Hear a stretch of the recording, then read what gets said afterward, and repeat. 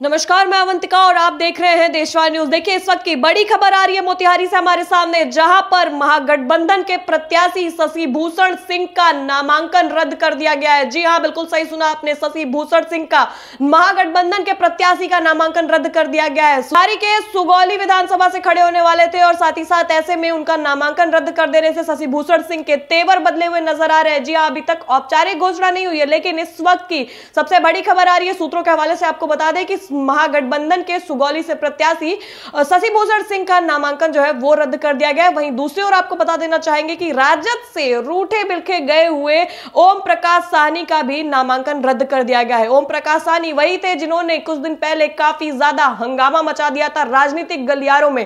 पूरी की पूरी सियासत में राजद पर सवाल खड़ा कर दिया गया था, क्योंकि राजद से टिकट ना मिलने पर बौखलाहट में उन्होंने निर्दलीय रूप से अपना नामांकन दर्ज किया। अब उनका जो नामांकन है वो रद्द कर दिया गया, जिसको लेकर के अब एक बार फिर से ओम प्रकाश साहनी का गुस्सा देखने को मिल सकता है। तो वहीं दूसरी ओर शशि भूषण सिंह, बड़ा नाम है राजनीति में, बिहार की राजनीति में शशि भूषण सिंह का नाम जब भी आता है तो आप भी एक बार को हंगामे और हड़कंप से बेहद वाकिफ हो जाते होंगे। और इस बार शशि भूषण सिंह का नामांकन जो है महागठबंधन के प्रत्याशी के तौर पर सुगौली से खड़े हो रहे थे, नामांकन रद्द कर दिया गया। और ऐसे में कई जगहों पर हम आपको बता दें कि लगभग 11 जगहों पर महागठबंधन ने अपने 2 से 3 प्रत्याशी जो है वो उतार दिए हैं। हर जगह, हर विधानसभा क्षेत्र में 11 विधानसभा क्षेत्र ऐसे हैं जहां पर महागठबंधन में एक ही पार्टी के यानी महागठबंधन से ही 2 प्रत्याशी खड़े हो रहे हैं, एक आरजेडी से, एक वीआईपी से। तो वही दूसरी ओर कई जगह ऐसी भी है जहां पर कांग्रेस और सीपीआई के प्रत्याशी एक दूसरे का आमना सामना करते हुए नजर आएंगे। 11 विधानसभा क्षेत्रों में सूत्रों के हवाले से यह खबर आ रही है जहां पर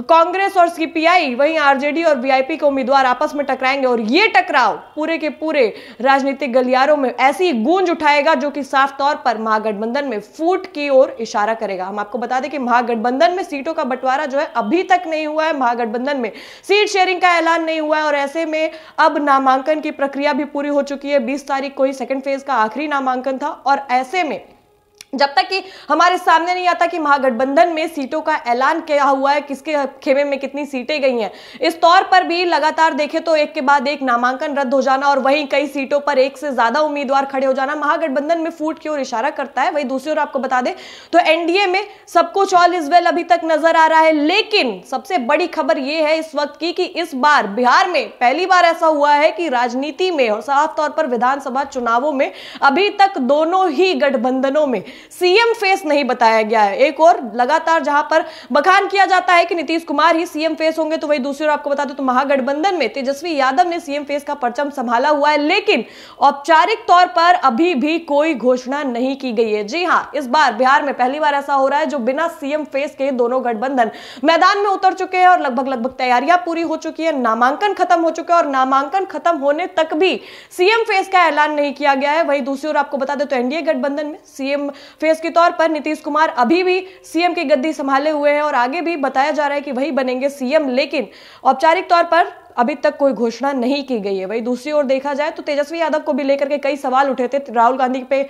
राहुल गांधी के बिहार आने के बाद से तेजस्वी यादव पर भी कई सवाल उठ रहे थे, क्योंकि जब उनसे पूछा गया था कि सीएम फेस कौन होगा तो उन्होंने भी साफ तौर पर कन्नी काटते हुए वो नजर आ रहे थे। और अब ऐसे में लगातार जब खबरें हमारे सामने आ रही हैं कि महागठबंधन से एक ही सीट पर 2 से ज्यादा प्रत्याशी उतारे जा रहे हैं, 1 से ज्यादा प्रत्याशी उतारे जा रहे हैं, तो ऐसे में महागठबंधन की स्थिति बेहद डगमगाई हुई नजर आ रही है। और साथ ही साथ महागठबंधन की ये जो गाड़ी है, जितने भी उसमें लोग बैठे हैं, चाहे वो मुकेश सहनी हो, तेजस्वी यादव हो या फिर राहुल गांधी क्यों ना हो, कहीं ना कहीं ड्राइविंग सीट जो है वो ढंग से नहीं संभल पा रही है। और यही इशारा करती है कि इस चुनाव में महागठबंधन का बिगुल बज जाएगा। फिलहाल के लिए इस खबर में बस इतना ही। मैं अवंतिका, आप देख रहे हैं देशवार न्यूज। बहुत बहुत